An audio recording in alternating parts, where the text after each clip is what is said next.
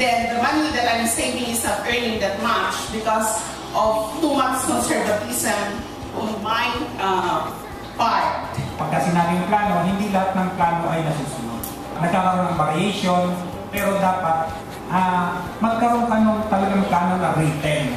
Para kumbaga meron kang nababalikan na record. Pagpasok ko dito, parang ang unang reaksyon ko, ano ba itong ma-attendan ko na seminar, feasibilities, kung yung ang sinasabog ko, kulang pa. Kumbaga after kahapon hanggang ngayon, nagkaroon ng realization na kumbaga yung mga ibang ginagawa natin, pinapractice natin, mali, na kumbaga meron pa tayong pagkakataon para pagiging ito.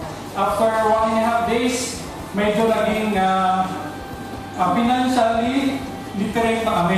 At alam na namin kung anong gagawin pagbalik namin sa aming mga tahanan, sa aming opisina, at sa aming komunidad. Nagkaroon ng realization ang grupo na we are doing the right thing, but it is in the wrong way. We made our own destiny. And wealth is in our hands. It's only how we plan and how we make do with the plans, how to become rich. Kayamanan at pag-asa ng ating bayan. Sa anumang larangan, nakikilala, hinahangaan ng buong mundo. Hayaang umusbong at hayaang lumaya, lumipad at sumama sa tagumpay. Okay, yung ginagawa natin kasi kami malimit ang ano namin na pagsweldo. Kumain naman tayo ng masarap kasi nagpapakahirap tayo. Kumbaga mali pala yung ano, di ba sabi nga ni sir, hindi naman sa i-deprive mo yung sarili mo. Pero kung afford mo naman, gawin mo siya. Ngayon, iisipin mo na yung perang pinagtatrabahuan mo, pinaghihirapan mo yun. Kaya hindi dapat basta-basta mo lang gagastusin na sa mga bagay na hindi naman importante. Tapos iisipin mo rin parati na alisin mo na yung ugaling impulsive buyer na parati mong ilalagay sa isip mo na ang piso mo ay magiging mahalaga para sa kinabukasan mo. I suggest na yung pagpaplano natin, we have somebody to help us in our planning. Yung sa mga bago, maaaring i-share ko yun kasi mas malaki yung opportunity nila na yumaman.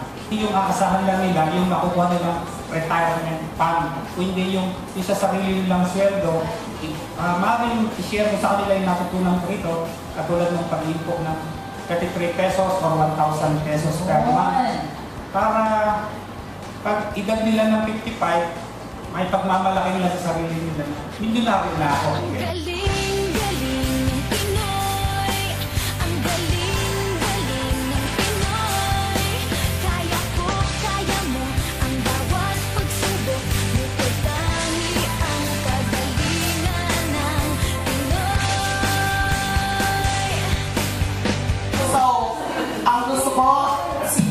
Reach out to government, all government employees, so that po matutuhan din nila, makikita nila yung importansya ng mag-ipon para sa kinabukasan. Mag-save at saka yung savings nyo kahit gano'ng kalaki, i-invest nyo ng tama. My last phrase is, well, it's a privilege for all of us. Nararamdaman ako ngayon, mayaman na ako. Siguro tama yung sabihin natin na, tara na, ngayon na.